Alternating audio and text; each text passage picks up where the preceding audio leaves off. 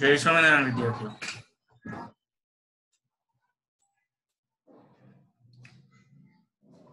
તો આપણે આગળના ચેપ્ટરની વાત કરીએ.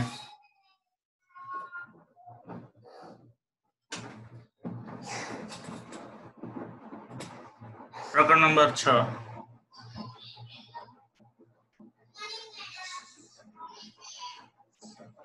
નું નામ છે વિદ્યુત ચુંબકીય પ્રેરણ. વિદ્યુત ચુંબકીય પ્રેરણ એટલે એને આપણે ઇંગ્લિશમાં કહી શકીએ ઇલેક્ટ્રોમેગ્નેટિક ઇન્ડક્શન. આ જે ચેપ્ટર છે એનો ગુણભાર જોઈએ.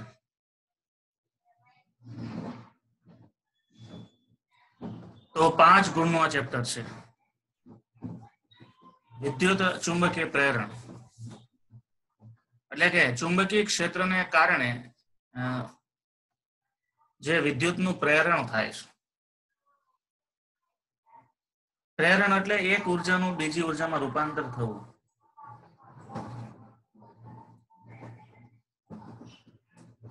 વિદ્યુતના પ્રેરણ માટે ચુંબકીય ક્ષેત્રનો ફેરફાર એ જરૂરી છે. ચોથા અને પાંચમા પ્રકરણમાં જે થિયરી ભણ્યા એમાં વાત એવી હતી કે કોઈ પણ પ્રવાહધારી તાર માંથી પ્રવાહ પસાર થાય તો ચુંબકીય ક્ષેત્ર ઉત્પન્ન કરે.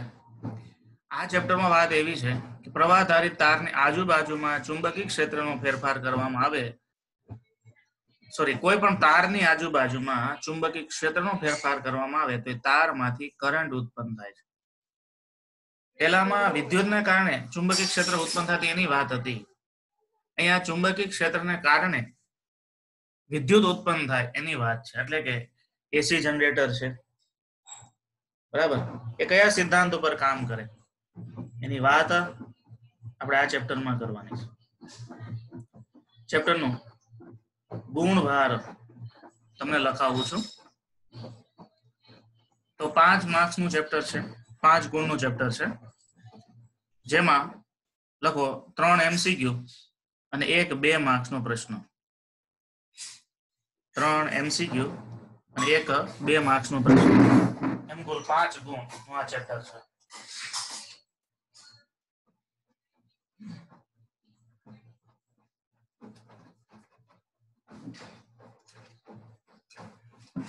એટલે ગુણભાર જોતા આપણને અંદાજ આવશે કે આ ચેપ્ટર છે નાનું છે. 5મા ચેપ્ટરની જેમ 7 8 કે 10 પીરિયડનું કામ છે આ ચેપ્ટર પૂરું કરવા માટે. અને સાથે સાથે વિદ્યાર્થીઓ 5મા પ્રકરણના MCQ મેં તમને સેન્ડ કર્યા છે. એક ફાઇલ છે 100 MCQ ની છે અને બીજી ફાઇલ છે એ 80 MCQ ની છે, બરાબર. તો એ MCQ તમે સોલ્વ કરવાની શરૂઆત કરી દો. ચોથા પ્રકરણની તમારી ટેસ્ટ પૂરી થાય પછી આવતા વીકમાં એક દિવસ આપણે આ MCQ ના રિવિઝન માટે રાખશું અને એ જ વીકમાં પાછા 5મા પ્રકરણના MCQ ની ટેસ્ટ રાખીશું. વિદ્યાર્થીઓ હવે પછીના જે ચેપ્ટર છે ખૂબ સરળ છે. આગળના ચેપ્ટરનો એમાં ઘણો બધો ઉપયોગ થાય છે બેઝિક ફંડાઓનો, એને પણ તમારે ધ્યાનમાં લેવાનું. વાત એવી છે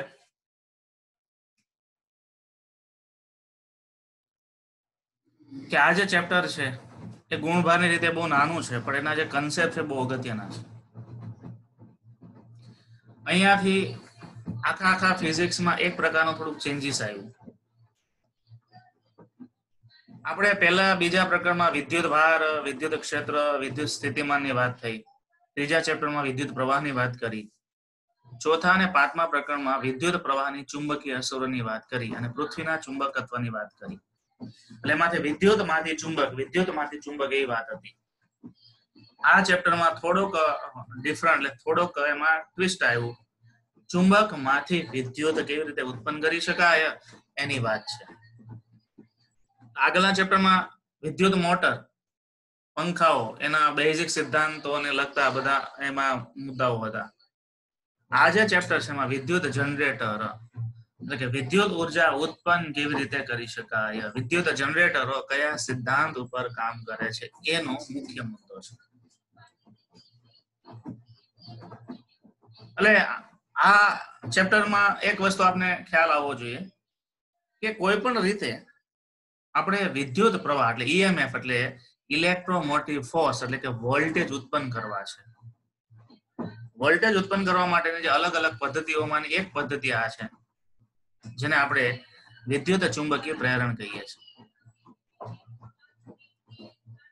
ઓલું હતું વિદ્યુત પ્રવાહની ચુંબકીય અસરો હતી, જેમાં ઓસ્ટ્રેટનો અવલોકન આવે, બાયો-સાવર્ટનો નિયમ આવ્યો, એમ્પીયરના નિયમો જોયા. અહીંયા ફેરાડેનો નિયમ આવે છે ને હેનરીનો નિયમ આવે છે.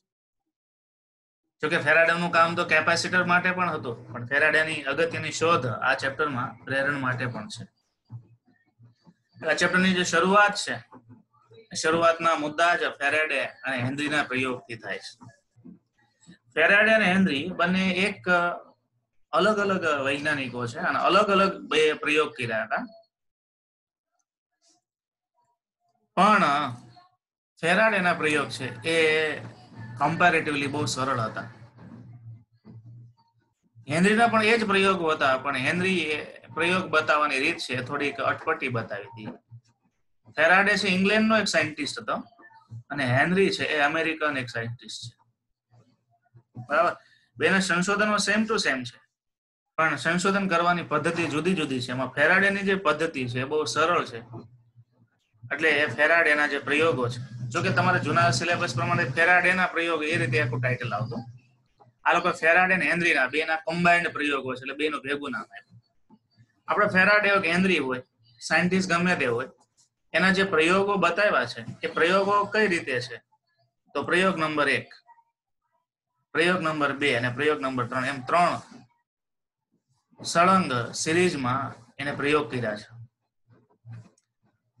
અને એ 3 પ્રયોગ કર્યા પછી એને તારણ આપ્યું છે. પછી ફેરાડેનો પ્રયોગ હોય કે હેનરીનો પ્રયોગ હોય, બેના પ્રયોગની થોડી પદ્ધતિ બદલાતી હતી, પણ તારણ છે સિમિલર હતું. એટલે કદાચ નવા સિલેબસ પ્રમાણે તમને એમ પૂછે કે હેનરીનો પ્રથમ પ્રયોગ અથવા તો હેનરીનો બીજો પ્રયોગ અથવા એમ કે ફેરાડે હેનરીનો પ્રથમ પ્રયોગ સમજાવો, તો તમારે એ વાત આખી સમજાવવી પડે. જેની આકૃતિઓ દર્શાવેલી છે અલગ અલગ, બરાબર. જે પ્રથમ પ્રયોગ છે એ પ્રથમ પ્રયોગ માટે આકૃતિ નંબર 6.1 નો ઉપયોગ કરવાનો છે. એટલે 6.1 આકૃતિ છે પ્રથમ પ્રયોગ માટે છે. એનો પ્રયોગ શું હતો એ મુદ્દા ઉપર જાઓ, પણ એ પહેલા વિદ્યાર્થીઓ આપણે આ ચેપ્ટરમાં એ વસ્તુ ફિક્સ કરી દેવાની કે ચુંબકીય ક્ષેત્રને કારણે વિદ્યુત પ્રવાહ ઉત્પન્ન થાય એ પદ્ધતિનો આપણે ઉપયોગ, એટલે એ પદ્ધતિનો આપણે સિદ્ધાંતો ભણીએ છીએ. કોઈ પણ સંજોગોમાં આપણે વિદ્યુતનું પ્રેરણ કરવું છે, પણ ચુંબકને કારણે વિદ્યુત પ્રેરિત થવો જોઈએ, રાસાયણિક પ્રક્રિયા નહીં, સૂર્યપ્રકાશ નહીં, એટલે કે વોલ્ટેજ મળવા જોઈએ, પણ એ ચુંબકીય ક્ષેત્રને કારણે મળવા જોઈએ. બાંભણિયા દર્શનભાઈ, તમારો કેમેરો ઓફ કરી દો.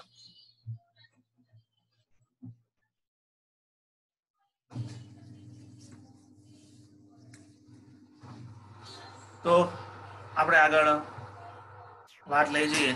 પહેલો જ પ્રશ્ન છે ફેરાડે અને હેનરીના. મેં તમને પ્રસ્તાવનાની વાત કરી, તો પ્રસ્તાવના શું છે તો કે કોઈ પણ રીતે ચુંબકનો ફેરફાર કરી અને વિદ્યુત આપણે ઉત્પન્ન કરવાની છે, એના ઉપર આખું ચેપ્ટર છે. પછી આપણે આમાં એક ઘટક ભણવાનું છે, જેમાં આપણે કેપેસિટર હતું, રેઝિસ્ટન્સ હતું, એમાં હવે ઇન્ડક્ટર આવશે. ઇન્ડક્ટર એને ગૂંચળું કહેવાય, ગૂંચળા ઇન્ડક્ટર એલ કહેવાય. એટલે આમાં એક ઇન્ડક્ટર ભણવાનું છે, આત્મપ્રેરિત ઇન્ડક્ટિવ કહેવાય.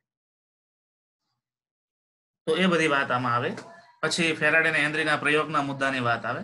તો ફેરાડે અને હેનરીના જે પ્રયોગનો મુદ્દો છે એમાં પહેલો પ્રશ્ન લખો, વિદ્યુત ચુંબકીય પ્રેરણ માટે ફેરાડેનો ગૂંચળા અને ચુંબક માટેનો નિયમ વર્ણવો. એને પ્રથમ નિયમ કહેવાય, જેમાં એક ગૂંચળું હતું અને એક ચુંબક હતું. કારણ કે આમાંથી 3 MCQ છે, 2 માર્ક્સનો પ્રશ્ન, 2 માર્ક્સના પ્રશ્નમાં કયો પૂછી દે એ કાંઈ ફિક્સ નથી.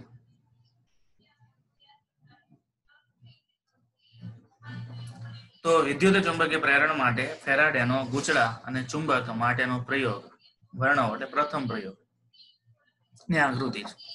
આમાં વિદ્યાર્થીઓ તમારે એક ગૂંચળું દર્શાવવાનું છે, અને ગૂંચળું દર્શાવ્યા પછી એમાં ધારો કે આટાની સંખ્યા n છે, બરાબર.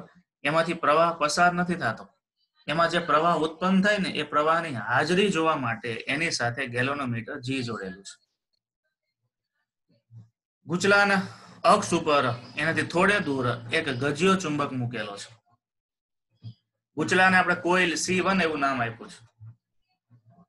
ગજિયો ચુંબક સ્થિર છે, પરંતુ હવે એ ગજિયા ચુંબકને ગુચલાની સાપેક્ષમાં ગતિ આપવામાં આવે તો શું થાય કે ગુચલા સાથે સંકળાયેલી ચુંબકીય રેખાઓની સંખ્યામાં ફેરફાર થાય. અને કોઈ પણ સાથે સંકળાયેલી ચુંબકીય રેખાઓ ની સંખ્યા ને શું કહેવાય? ચુંબકીય ફ્લક્સ પણ કહેવાય. મને કે ગુચડું છે એને ચોક્કસ આડછેદનું ક્ષેત્રફળ છે, અને આડછેદના ક્ષેત્રફળમાંથી આ ચુંબકીય રેખાઓ લંબ રૂપે પસાર થાય છે. પણ જ્યારે ચુંબક દૂર હોય ત્યારે રેખાઓ છે છૂટી છૂટી હોય. જેમ ચુંબક નજદીક આવે એમ રેખાઓની ગીચતા વધે એટલે ચુંબકીય ક્ષેત્ર બદલાણું. ચુંબકીય ક્ષેત્ર બદલાણું એટલે ચુંબકીય ફ્લક્સ બદલાય, અને ચુંબકીય ફ્લક્સ બદલાય તો ફ્લક્સના ફેરફારને કારણે આ ગુચડામાં વિદ્યુત પ્રવાહ પ્રેરિત થાય છે. એટલે કે ગેલોનોમીટર આવર્તન દર્શાવે છે. બરાબર. તો વિદ્યાર્થીઓ, આકૃતિમાં દર્શાવ્યા મુજબ ગુચડા સાથે તેના અક્ષ પર થોડે દૂર ગજિયો ચુંબક મૂકેલો છે. તેનો એન ધ્રુવ ગુચડા તરફ રાખેલો છે. ગુચડું C1 છે, તેમાં પ્રેરિત થતા પ્રવાહની હાજરી જોવા માટે ગેલોનોમીટર જોડેલું છે.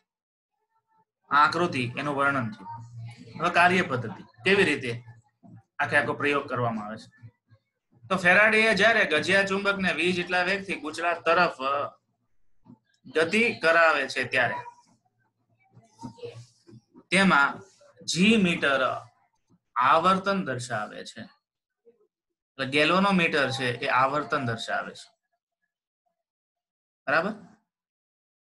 જ્યારે ચુંબકને નજીક લાવીએ અને સ્થિર કરે ત્યારે આવર્તન દર્શાવતું નથી. એટલે કે જ્યાં સુધી આ ચુંબક ગતિ કરતું હોય ત્યાં સુધી આમાં આવર્તન જોવા મળે. જેવો આ ચુંબક નજદીક આવીને સ્થિર કરી દો એટલે આમાં આવર્તન 0 થઈ જાય છે. આગળ જોયું કે ચુંબકને દૂર લઈ જાય ત્યારે વિરુદ્ધ દિશામાં આવર્તન મળે છે. ફરીથી પાછું ચુંબકને આ કોઇલ થી દૂર લઈ જાય ત્યારે એમાં આવર્તન પેલા મળતું હતું એના કરતા વિરુદ્ધ દિશામાં આવર્તન મળે. વિરુદ્ધ દિશામાં આવર્તન મળે એનો મતલબ પ્રવાહ છે એની દિશા ઉલટાઈ જતી હશે. આનું તારણ શું મળ્યું?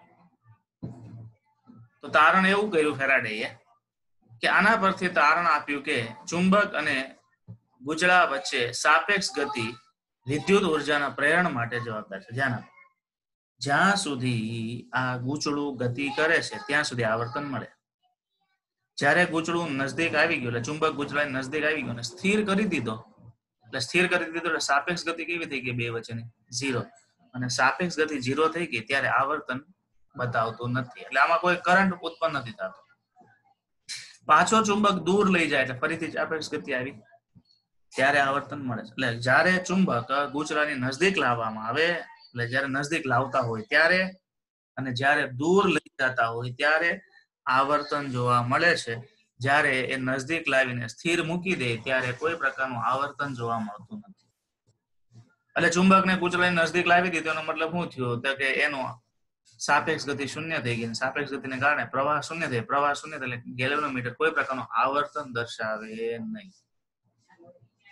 આ વાત થઈ. એટલે હવે ધીમે ધીમે તમારે એ સિદ્ધાંત ઉપર જ જવાનું છે કે સાપેક્ષ ગતિને કારણે જ એ ચુંબકીય ક્ષેત્ર ઉત્પન્ન થાય. પછી આપણે પ્રશ્ન એવો થાય કે સાપેક્ષ ગતિને કારણે શું કામ? તો કે તમે સાપેક્ષ ગતિ આપો એટલે ચુંબકીય રેખાઓની સંખ્યા શું થાય છે? આમાં બદલાયા કરે છે. નજદીક લઈ જાઓ તો ચુંબકીય રેખાઓ વધતી જાય, દૂર લઈ જાઓ તો ચુંબકીય રેખાઓ ઘટતી જાય. ચુંબકીય રેખાઓની સંખ્યા ઘટે એટલે ફ્લક્સ ઘટે એટલે ફ્લક્સનો ફેરફાર છે એ જ પ્રેરણ માટે જવાબદાર. એ આગળ આવશે. હજી તો ફેરાડેને બીજી કઈ ખબર જ નથી. તો પહેલો પ્રયોગ કરે છે એટલે ખાલી એટલો જ અંદાજ માર્યો સાપેક્ષ ગતિને કારણે આવર્તન મળે છે. અને બીજું, પરસ્પર વિરુદ્ધ દિશાની ગતિ હોય ત્યારે ઉત્પન્ન થતો પ્રવાહ પણ એની દિશા ઉલટાવી દે છે. પછી એમાં ફેરાડેનો અને હેનરીનો બીજો પ્રયોગ આવે છે. બીજા પ્રયોગમાં શું કરે છે? તો બે ગુચડા લે છે. એમાંથી એક ગુચલા સાથે તો ગેલેનોમીટર જેમ જોડ્યું હતું એમ જ રહેવા દઈશ, પણ ગજિયા ચુંબકની જગ્યાએ હવે એ પ્રવાહાધારિત ગુચલું લેશે. તો એ વિદ્યાર્થીઓ પ્રવાહાધારિત ગુચલું એટલે સોલેનોઇડ થયું. સોલેનોઇડ એટલે એક પ્રકારનું ચુંબક થાય કે ન થાય? તમે કાયમી ચુંબક મૂકો કે પછી વિદ્યુત ચુંબક મૂકો, એટલે કે ફેરાડેને એ વખતે એમ થયું કે ગજિયા ચુંબકને કારણે આ ચુંબકી ઉર્જાના ફેરફારનો વિદ્યુતમાં એટલે કે ઉર્જામાં રૂપાંતર થાય છે. તો હવે વિદ્યુત ચુંબકને કારણે પ્રેરણ મળે કે નહીં એ ચેક કરવાનું એને સૂઝ્યું. એટલે આને બીજો પ્રયોગ કહેવાય છે, અને બીજા પ્રયોગનું નામ છે બે ગુચલા વાળો પ્રયોગ. ફેરાડેના બે ગુચલા વાળો પ્રયોગ સમજાવો, જેને આપણે નિયમ 2 કહેતા હોઈએ. ફેરાડેનો નિયમ 2 અથવા તો પ્રયોગ નંબર 2. તો ફરીથી બુકમાં જે આકૃતિ આપી છે એ પ્રમાણે તમારે આકૃતિ દોરવાની હોય. પ્રથમ ગુચલું છે ને C1 કીધું, જેની સાથે પ્રવાહની હાજરી જોવા માટે ગેલેનોમીટર G જોડેલું છે. બીજું ગુચલું C2 કીધું, એની સાથે બેટરી જોડેલી છે અને બેટરીને કારણે એમાંથી પ્રવાહ પસાર થાય. પ્રવાહ પસાર થાય એટલે જે બીજું C2 ગુચલું છે એ વિદ્યુત ચુંબક તરીકે કામ કરે છે. બીજું, બંને ગુચલાઓને બાજુમાં ગોઠવેલા છે. બંને ગુચલાઓની અક્ષ એક રસ્ત છે, બેની અક્ષ એક રસ્ત છે, પણ થોડા દૂર છે. તો આ આકૃતિ એનું વર્ણન આકૃતિમાં દર્શાવ્યા પ્રમાણે ગુચલા C1 C2 એકબીજાથી થોડા દૂર એક રસ્ત ગોઠવેલા છે. એટલે એક રસ્ત એટલે એક રસ્ત નહીં, એક રસ્ત. બેની અક્ષ સંપાત થાય છે. પ્રેરિત પ્રવાહની હાજરી જોવા માટે C1 સાથે G જોડેલું છે અને C2 ને ચુંબક બનાવવા માટે વિદ્યુત ચુંબક બનાવવા માટે તેની સાથે બેટરી જોડેલી છે. જ્યારે C2 ને V વેગથી C1 તરફ લાવવામાં આવે ત્યારે C1 સાથે જોડાયેલ ગેલેનોમીટર આવર્તન દર્શાવે. પહેલાની જેમ નજીક લાવીને સ્થિર કરતા આવર્તન દર્શાવતું નથી. દૂર લઈ જતા આવર્તન વિરુદ્ધ દિશામાં મળે છે. જેવું પહેલા પ્રયોગમાં ગજિયા ચુંબકથી આપણને પરિણામ મળતું હતું, એવું જ આ બીજા પ્રયોગમાં વિદ્યુત ચુંબકથી આપણને પરિણામ મળે છે. બરાબર. પછી ફેરાડે આમાં શું કરે છે? તો આમાં તારણ શું મળ્યું કે બે ગુચલાની સાપેક્ષ ગતિ વિદ્યુત પ્રવાહના પ્રેરણ માટે જવાબદાર છે. કારણ કે મેં તમને આગળ ચોથા પ્રકરણમાં લખ્યું ગેલેનોમીટરનો ઉપયોગ શું? તમારામાંથી કોઈ કહેશે? મેં ચોથા પ્રકરણમાં લખાયું હતું ગેલેનોમીટરનો ઉપયોગ શું? ગેલેનોમીટર શેના માટે વપરાય છે? કોણ વિદ્યાર્થી કહેશે? રાઇઝન કરે. ગેલેનોમીટરનો ઉપયોગ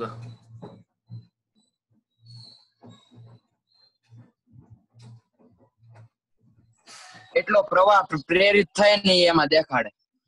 જો એ 100 નું આવર્તન દેખાડે, જેટલો પ્રવાહ પસાર થાય ને એ ગેલેનોમીટર નું. કાર્તિક શું કહે છે? હલો.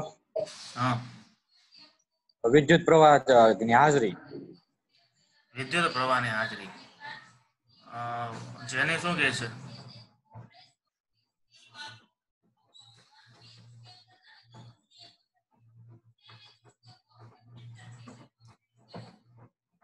વસાણી. વિદ્યુત પ્રવાહ પસાર થાય છે ને એની હાજરી બતાવે છે. તો પ્રવાહની હાજરી અહીંયા બંને પ્રયોગમાં ગેલેનોમીટર નું આવર્તન આવે છે, એનો મતલબ શું થાય કે એમાં પ્રવાહ તો ઉત્પન્ન થતો હશે. પછી હવે આમાં એક ફેરાડે એવું કરે છે કે બંને ગુચલાને એક સરખા વેગથી એક જ દિશામાં ગતિ આપે છે. તો શું થાય? પ્રવાહ મળે કે ન મળે? શું કહો છો? પેલું ગુચલું છે ધારો કે અને આ બીજું ગુચલું છે. બંને ગુચલાને એક સરખા વેગથી ગતિ આપે છે, તો પ્રેરિત થાય કે નહીં થાય? આર્યન શું કહે છે? નો થાય. શું કામ નહીં થાય? કારણ કે ગુચલામાં તો ચુંબકીય રેખા એટલી જ રહી ને, બે નજીક જ છે. સાપેક્ષ વેગ શૂન્ય છે. બરાબર. એટલે હવે ધીમે ધીમે આપણે એ સિદ્ધાંત ઉપર જવાનું છે, કારણ કે ફેરાડે પણ એ તારણ આપવાનું છે. ફ્લક્સ જવાબદાર છે. તમે બંને ગુચલાને એક જ દિશામાં તમે ગતિ આપો ચોક્કસ વેગથી, તો ચુંબકીય રેખાઓની સંખ્યા બદલાય નહીં, કારણ કે સાપેક્ષ વેગ શૂન્ય છે. એટલે જેટલી રેખાઓ અત્યારે સંકળાયેલી છે એટલી જ રેખાઓ પછી સંકળાય. સમય સાથે ચુંબકીય રેખાઓની સંખ્યા ન બદલાય એટલે ફ્લક્સ ન બદલાય. ફ્લક્સ ન બદલાય એટલે વિદ્યુત પ્રવાહ પ્રેરિત નહીં થાય. તો બંને ગુચળા વચ્ચે સાપેક્ષ ગતિ પ્રેરિત પ્રવાહ માટે જવાબદાર છે. પછી બંને ગુચળાને એક સરખા વેગથી એક જ દિશામાં ગતિ આપવામાં આવે તો પણ ચુંબકીય ક્ષેત્ર પ્રેરિત થતું નથી. એટલે આ બીજા પ્રયોગમાં ફેરાડે અને હેનરીએ થોડું એક્સ્ટ્રા એમાં એટલે શું કર્યું, એક્સ્ટ્રા એડિટિંગ કર્યું. આવું કર્યું હોય તો શું થાય. હવે એ બે પ્રયોગ પૂરા થયા પછી ફેરાડે ફરીથી જેને સંતોષ નથી થતો એટલે હવે ત્રીજો પ્રયોગ કરે છે હેનરી અને ફેરાડે, અને એને કહેવાય છે ફેરાડે હેનરીનો પ્રયોગ નંબર 3. બરાબર. એમાં આકૃતિ છે. પેલું ગૂંચળું છે એમાં C1 એમ જ રહેવા દીધું, જેની સાથે ગેલેનોમીટર જોડેલું છે. એટલે ગૂંચળા C1 સાથે ગેલેનોમીટર જોડેલું છે.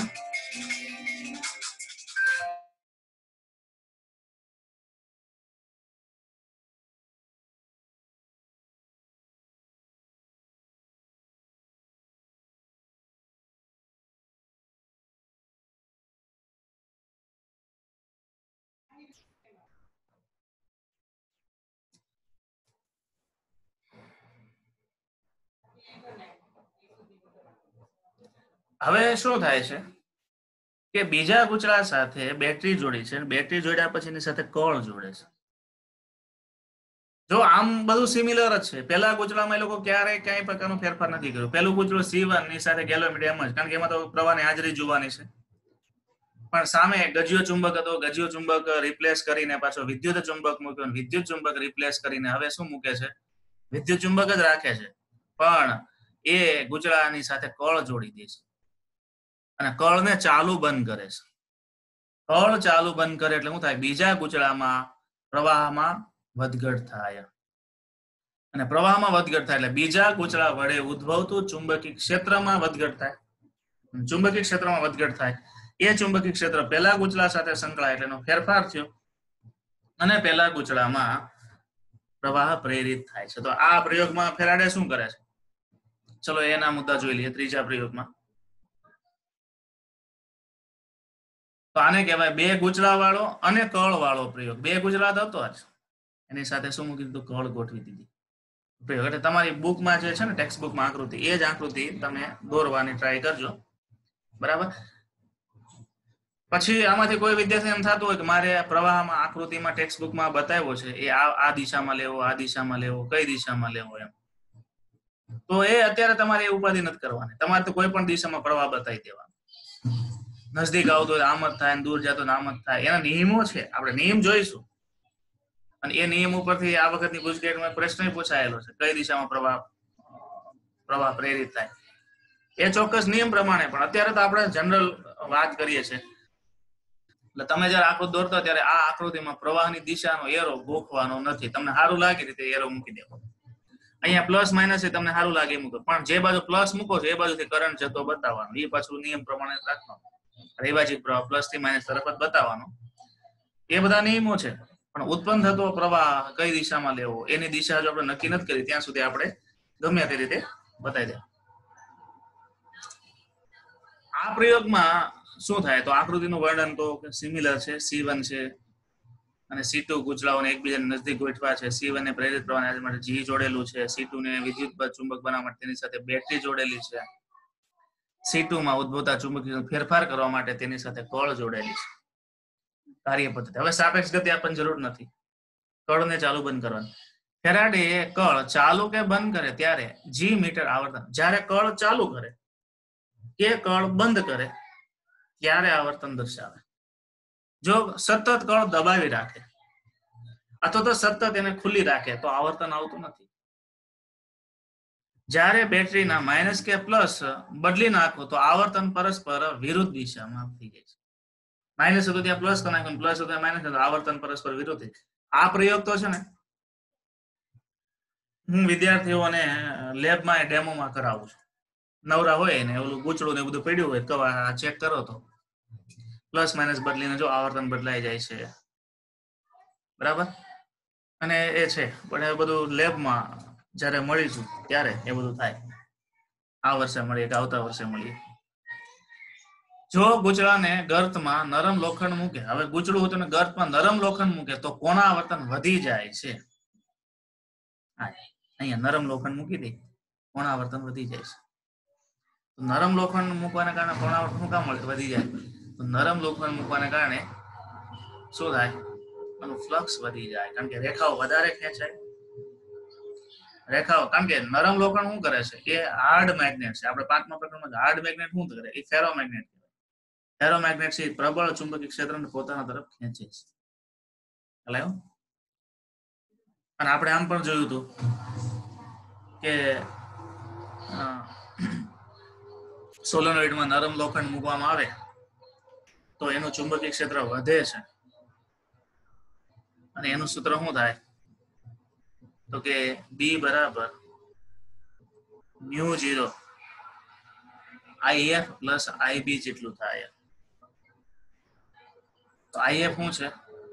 એટલે સોલેનોઇડ મુક્ત પ્રવાહ છે, અને IB શું છે?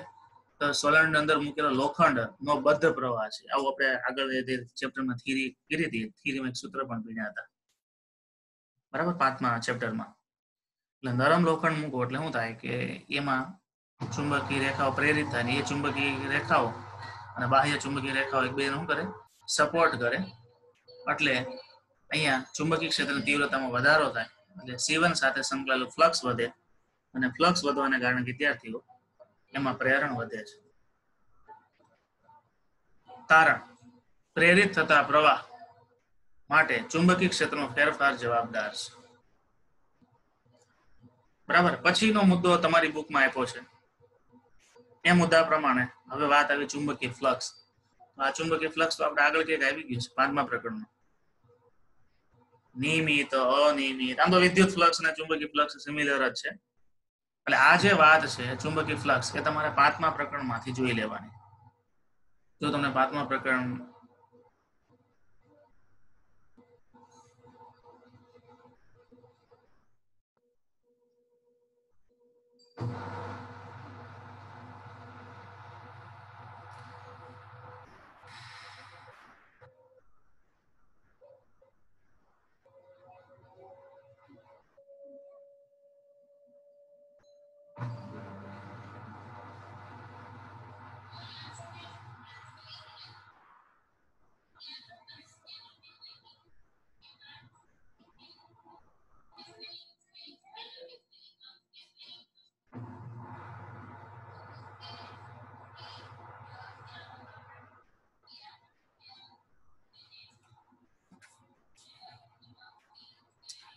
પાંચમા પ્રકરણમાં જે મુદ્દો હતો એ તમારી આગળ શેર કરું છું, અને સાથે સાથે આ નરમ લોખંડ મૂકવાથી ચુંબકીય ક્ષેત્રમાં જે વધારો થાય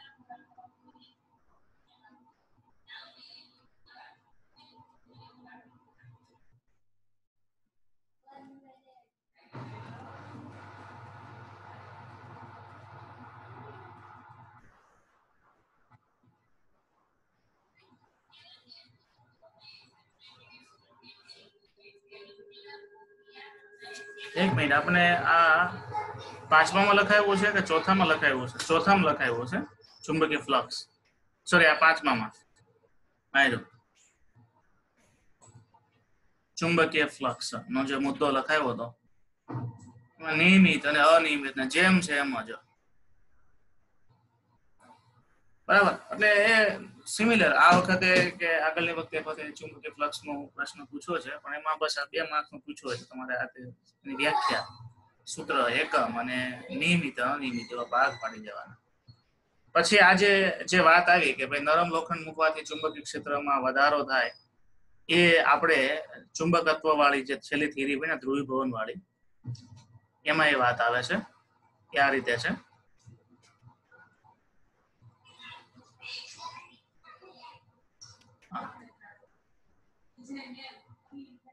સોલેનોઇડમાં નરમ લોખંડ મૂકવાથી તેનું ચુંબકીય ક્ષેત્ર વધે છે, અથવા નરમ લોખંડ મૂકેલું સોલેનોઇડનું ચુંબકીય ક્ષેત્રનું સૂત્ર આપો. નરમ લોખંડમાં મૂકેલું અને સોલેનોઇડમાં નરમ લોખંડ મૂકેલું હોય તો ચુંબકીય ક્ષેત્ર પોતાનું ના બેનું ભેગા થઈને આપણે સૂત્ર થાય. યાદ આવ્યું?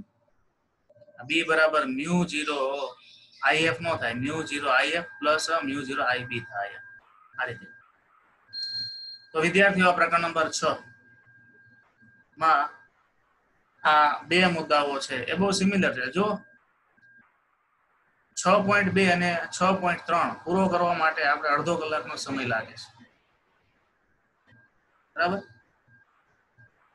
તો આ ચુંબકીય ફ્લક્સની આગળ આપણે જરૂર હતી આગળના ચેપ્ટરમાં, એટલે એ વાત ત્યાં લખી હતી નોંધ તરીકે, પણ એ આમાં કન્સેપ્ટ તરીકે આવે છે.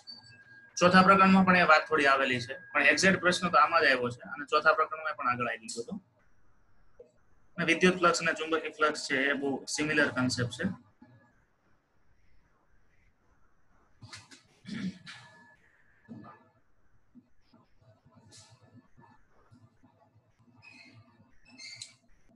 હવે આગળનો મોસ્ટ આઈએમપી મુદ્દો છે, લખો 6.4 ફેરાડેનો પ્રેરણનો નિયમ. આ ચેપ્ટર માટે મોસ્ટ આઈએમપી અને જીનિટ માટે પણ મોસ્ટ આઈએમપી.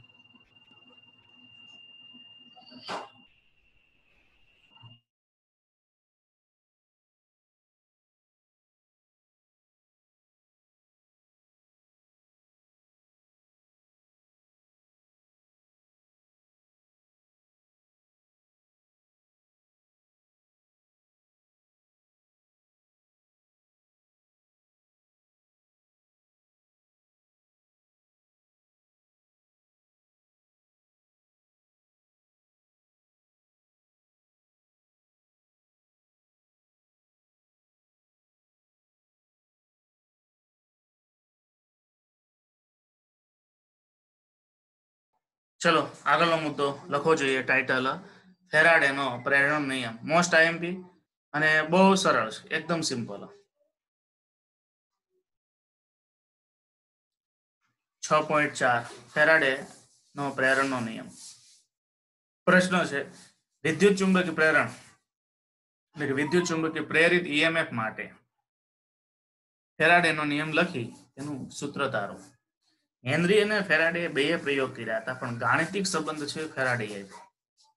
આવી રીતે કરો તો આટલું મૂલ્યમાં. હું એમ કહું કે આપણે એક પ્રયોગ થયો, આ ફેરાડે અને હેનરીએ પ્રયોગ કર્યા કે ભાઈ કોઈ પણ પ્રવાહ આધારિત ગૂંચળું હોય, એ ગૂંચળાની આજુબાજુમાં ચુંબકીય રેખાઓનો ફેરફાર કરવામાં આવે તો એ ગૂંચળું એ પ્રેરિત ઈએમએફ ઉત્પન્ન કરે છે, એટલે કે વોલ્ટેજ ઉત્પન્ન કરે. અને વોલ્ટેજ ઉત્પન્ન થતા હોય એટલે એમાંથી કરંટ પસાર થાય, કારણ કે વોલ્ટેજ છે એ કરંટ વગર તો શક્ય નથી, એટલે પ્રેરિત પ્રવાહ પણ થઈ ગયા. પણ હવે પ્રશ્ન એટલો કેટલો ઉત્પન્ન થાય, તો એ હોવું જોઈએ ને, કારણ કે કોઈ પણ ભૌતિક રાશિ, કોઈ પણ નવો પ્રયોગ આવે તો તરત જ એની આપણે તરત ક્વેશ્ચન માર્ક મૂકીએ, કેટલું એનું મૂલ્ય કેટલું. માનો કે કોઈ ગૂંચળું છે ને આજુબાજુમાં તમે ચુંબક ગતિ કરાવી અને ગૂંચળામાં એક પ્રકારના વોલ્ટેજ ઉત્પન્ન થયા, પણ કેટલા વોલ્ટેજ ઉત્પન્ન થાય, મૂલ્ય કેટલું, એ તો સમજવું પડે. એના માટે આ ફેરાડેનો પ્રયોગ છે. પહેલામાં કેમ હતું કે ઓર્સ્ટેડનું અવલોકન હતું, તારમાંથી કરંટ પસાર કરે, તાર છે ચુંબકીય ક્ષેત્ર ઉત્પન્ન કરે, પણ કેટલું એ બાયો સાવર્ટ આપ્યું. અહીંયા પ્રયોગ એ ફેરાડેનો છે અને મૂલ્ય પણ ફેરાડે જ આપે છે, એટલા મૂલ્યનું વોલ્ટેજ એમાં ઉત્પન્ન થાય. એટલા માટે અગત્ય, કારણ કે મૂલ્ય મળે છે ને એટલા માટે આ થિયરી અગત્યની, કારણ કે સૂત્ર મળશે, સૂત્ર મળે એટલે દાખલા માટે ને એમસીક્યુ માટે ખૂબ ઉપયોગી બને. તો નિયમ એવો છે, લખો છે નિયમ. નિયમમાં લખજો, નિયમ ખાસ એ તો તમારે યાદ રાખવો જ પડશે, કારણ કે એના પરથી સમીકરણ બનશે. બંધ પરિપથમાં ઉદ્ભવતું એટલે પ્રેરિત થતું ઈએમએફ તેની સાથે સંકળાયેલા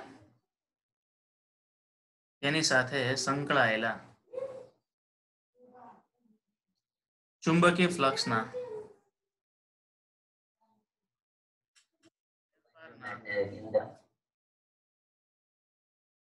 ફ્લક્સના ફેરફારના સમય દરના ઋણ મૂલ્ય જેટલું હોય છે.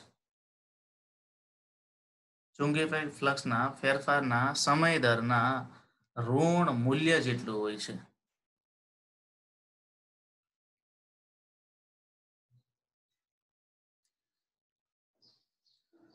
આખું જે મેં વિધાન લખાયું છે, વિધાનનું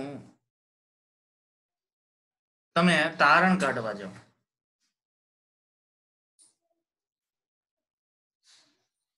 અને આ જે ફેરાડેનો પ્રયોગ છે, ફેરાડેના પ્રયોગ સમજવા માટેની એક વિડીયો પણ છે, પણ આપણે વિડીયો પણ સાથે સાથે જોઈ લઈએ. તમારી આગળ શેર કરું છું. પછી આપણે આનો મતલબ સમજવા જઈએ કે શું કહેવા માંગે છે.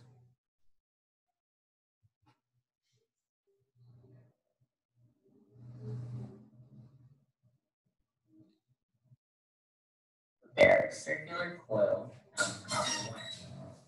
Connect the two ends of this coil to the two terms sensitive galvanizing. તો આપણી પાસે એક અમુક આટા ધરાવતી કોપરની કોઇલ છે. આ વસ્તુ તમે તમારે ઘરે કરી શકો, પણ ગેલેનોમીટર હોય તો નહીતર ના થાય, અથવા ચુંબકી સોય હોવી જોઈએ. અને એની સાથે આ ગેલેનોમીટર જોડેલું છે. અને એની બાજુ 0 સ્કેલ છે. Note that this circuit contains no source of electricity. આ સર્કિટમાં બાહ્ય સોર્સ નથી આપ્યો, એટલે બહારથી કોઈ બેટરી નથી જોડેલી. Take the bar magnet NS and move it swiftly towards the coil with its north pole facing the coil. You observe the deflection of the galvanometer. જ્યારે એન ધ્રુવ તમે નજીક લાવો છો ત્યારે એ વિષમ ઘડી દિશામાં આવર્તન આપે છે. હવે જુઓ, એનાથી દૂર લઈ જાઓ ત્યારે આવર્તન છે એનાથી વિરુદ્ધ દિશામાં આવર્તન આપે. This means current is set up in the opposite direction. આ વસ્તુ આ લોકો કરે છે ને લેબમાં તમે કરશો, પણ જ્યારે લેબમાં પ્રેક્ટિકલમાં આવો ત્યારે આપણી પાસે આવી કોઇલ છે, ગેલેનોમીટર છે, ચુંબકીય પીડા છે, એટલે વિદ્યાર્થીને આપતો હોય છે તેવા માટે કરો, ટ્રાય કરો. આમ થાય તો આમ થાય, આમ થાય. આમાં જે લખ્યું છે એવું આપણે લેબથી પણ પ્રૂવ કરી શકીએ છીએ. એટલે તમને એક્ઝેક્ટ ખ્યાલ આવે કે શું થાય. The deflection or relative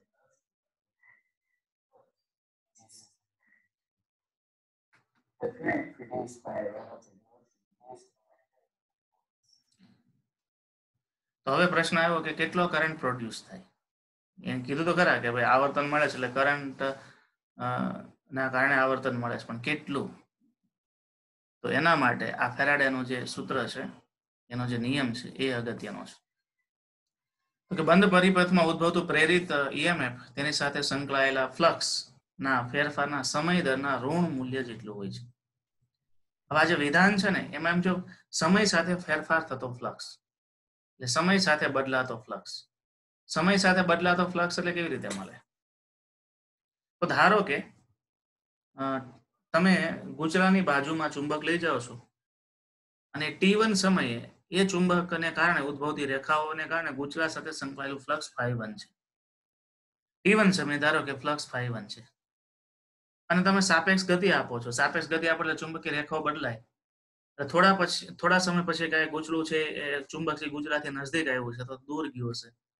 T2 સમય પછી ગુચરા સાથે સંકળાયેલું ફ્લક્સ કેટલું છે? ∅2. કારણ કે ફ્લક્સ શું છે? 8 છેદમાંથી પસાર થતી રેખાઓની સંખ્યા. આપણે 5મા પ્રકરણમાં જોઈ દે, બરાબર. કોઈ પણ 8 છેદ છે અને 8 છેદમાંથી પસાર થતી રેખાઓની સંખ્યાને આપણે ફ્લક્સ કહીએ છીએ, અને આપણે બુકમાં પણ આપ્યું છે એ પ્રમાણે, બરાબર. હવે તમે સાપેક્ષ ગતિ આપો એટલે સમય સાથે સાપેક્ષ ગતિ થાય, અને સાપેક્ષ ગતિને કારણે શું થાય? ચુંબકીય ક્ષેત્રના ફેરફાર થાય. ચુંબકીય ક્ષેત્રનો ફેરફાર થાય એટલે શું થાય? ફ્લક્સનો ફેરફાર થાય. કારણ કે ∅ બરાબર BA cos θ સૂત્ર હતું, BA cos θ. એટલે ફ્લક્સનો ફેરફાર કરવા માટે કા બી બદલવું પડે, કા 8 છેદનું ક્ષેત્રફળ બદલવું પડે, અને કા થીટા બદલવું પડે. પણ અત્યારે આપણે સાપેક્ષ ગતિ આપીને શું કરીએ છીએ કે બી બદલીએ છીએ, એ અને થીટા બદલતા નથી, બરાબર. તો એ ફેરાડેના નિયમ પ્રમાણે જોવા જઈએ તો T1 સમયે ફ્લક્સ કેટલું છે? ∅1. અને T2 સમયે ફ્લક્સ કેટલું છે? ∅2. તો સમયગાળો કેટલો થાય? તો ડેલ્ટા ટી જેટલા સમયમાં ફ્લક્સનો ફેરફાર કેટલો હોય? ડેલ્ટા ∅0. તમને ખ્યાલ હોય તો તમે 11 સાયન્સ ભણવા બેઠા ત્યારે તમારે સરેરાશ વેગ ની વાત આવતી કે T1 સમયે પદાર્થનું સ્થાનાંતર x1 હોય અને T2 સમયે સ્થાનાંતર x2 હોય, એ વાત આવતી. તો x2 - x1 એટલે ડેલ્ટા x કહેતા, અને T2 - T1 એટલે ડેલ્ટા t કહેતા. એ નિયમ પ્રમાણે જ સૂત્ર તારવાનું. ખાલી ભૌતિક રાશિઓ બદલાય છે, સમયગાળો એમને નથી. ત્યાં સ્થાનનો ફેરફાર હતો, અહીંયા ફ્લક્સનો ફેરફાર છે, અને અહીંયા ઋણ મૂલ્ય એક વધારાનો છે. એ શું કામ એ પછી વાત કરીશું.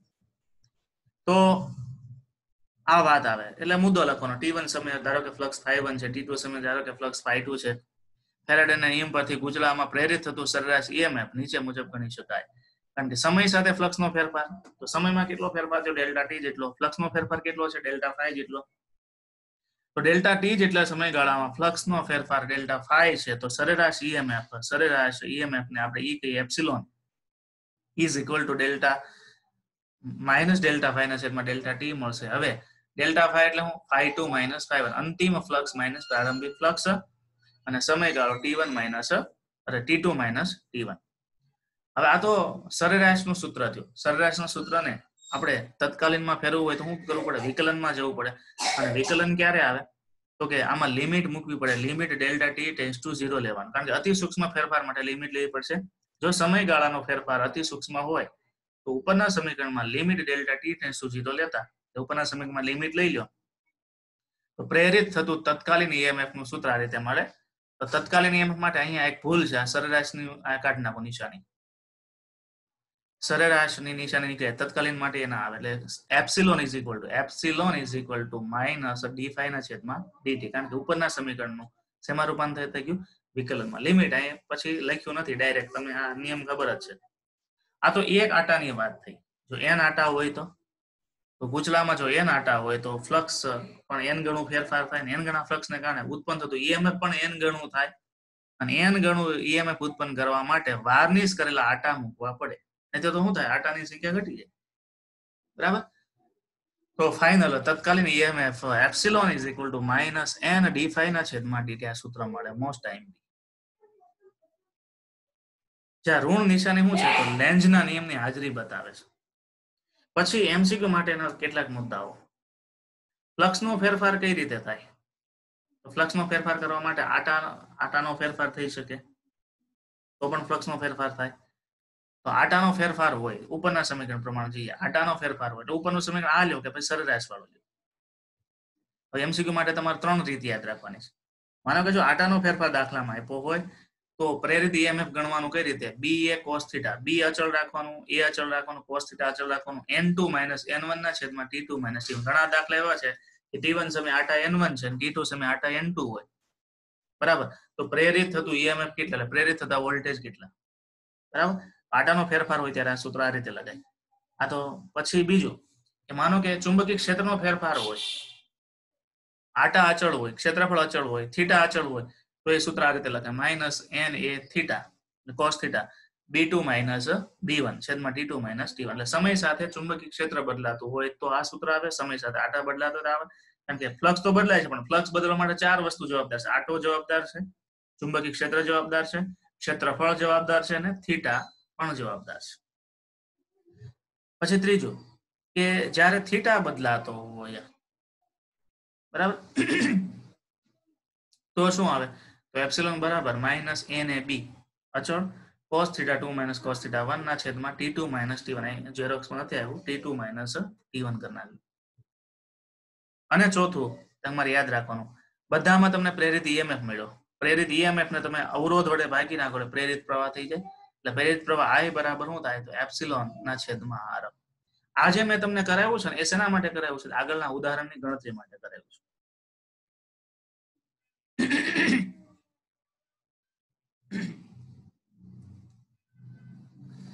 હવે પહેલું જે ઉદાહરણ છે એ એક આપણે મેં તમને આ બતાવ્યું વિડીયો એ ટાઈપનો, એટલે બીજા પ્રયોગ ઉપરથી છે.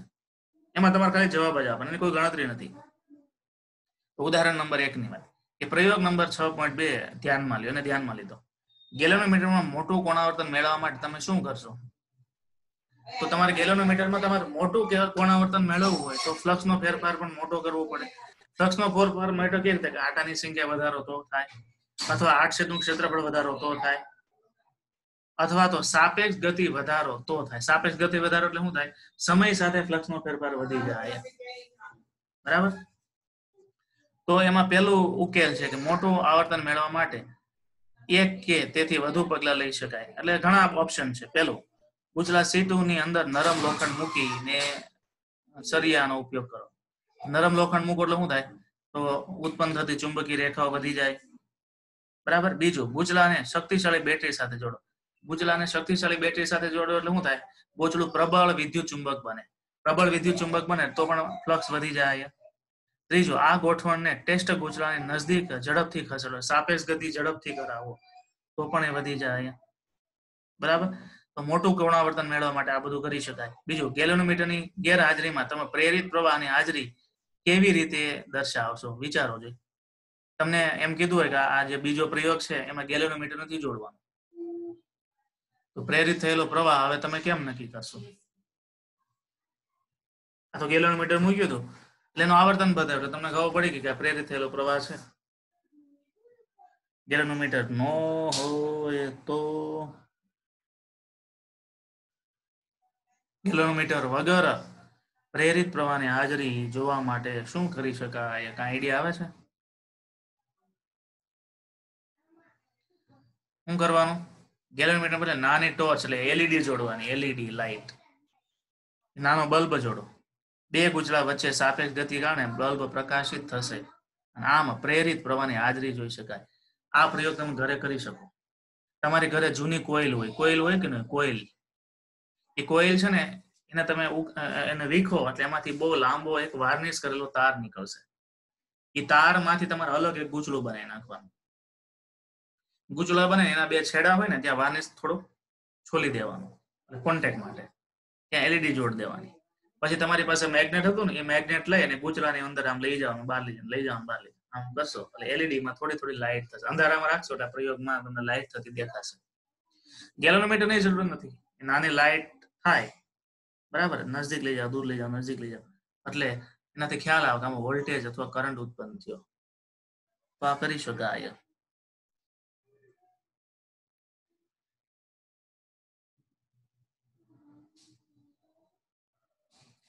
પછી વાત આવે છે ઉદાહરણ નંબર 2, ગણતરી વાળું છે, બરાબર.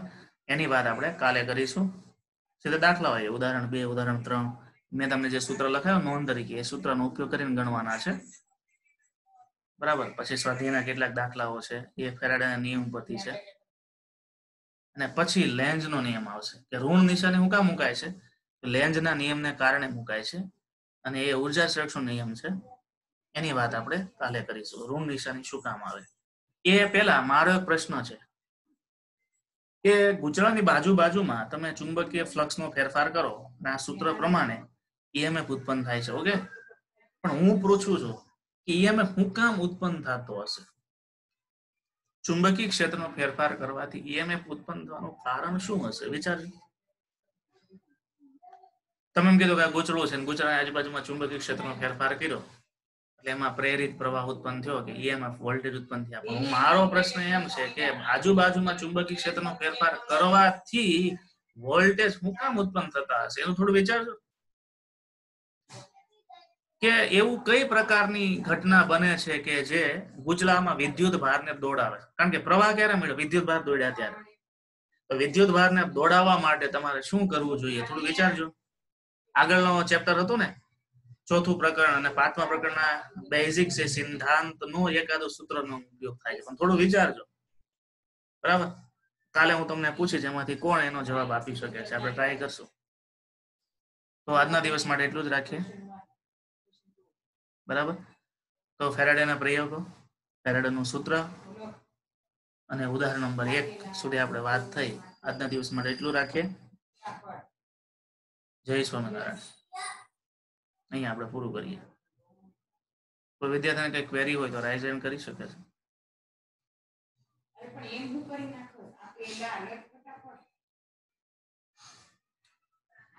બોલો હવે કરીએ કેયુરભાઈ. સર હમણાં કઈ પરીક્ષાનું ટાઈમ ટેબલ છે? ગુજરાત સરકાર દ્વારા પરિપત્ર આવ્યો છે એટલે એ છે, પણ એ તો આ લોકો જે ઓલામાં ભણતા હોય ગવર્મેન્ટમાં, એમાં આપણે તો એ કઈ કરવું નથી. થશે તો પછી તમને સિલેબસ ને આપીશું. એક પ્રકારનું શું કહેવાય કે આ મૌખિક એક્ઝામ જેવું છે. આપણે તો ટેસ્ટ લઈએ રેગ્યુલર. હા, એટલે શું થાય કે એ ટેસ્ટ નું આયોજન કરવા બેસે ને એમાં લોકો એક ચેપ્ટર મૂક્યા છે, આપણે 5 ચેપ્ટર પૂરા થઈ ગયા. એ પ્રમાણે આયોજન કરવા બેસે તો એક બે ચેપ્ટર મૂક્યા છે, એટલે સિલેબસમાં થોડું ક્રોસ થાય, એટલે આપણે લિંક તૂટે પાછી. છતાં એવું લાગશે કે ભાઈ કઈ કે પેપર તમારા લેવાના કમ્પલસરી જેવું હશે તો પછી એક્ઝામ કંઈક આયોજન કરીશું અને પેપર મૂકી દઈશું ઓનલાઈન. એમ જ છે, ઓનલાઈન આપીને વિદ્યાર્થી સોલ્યુશન મોકલી દઈએ, અસાઇનમેન્ટ ટાઈપનું છે. ઓકે, સારું છે. જય સ્વામિનારાયણ.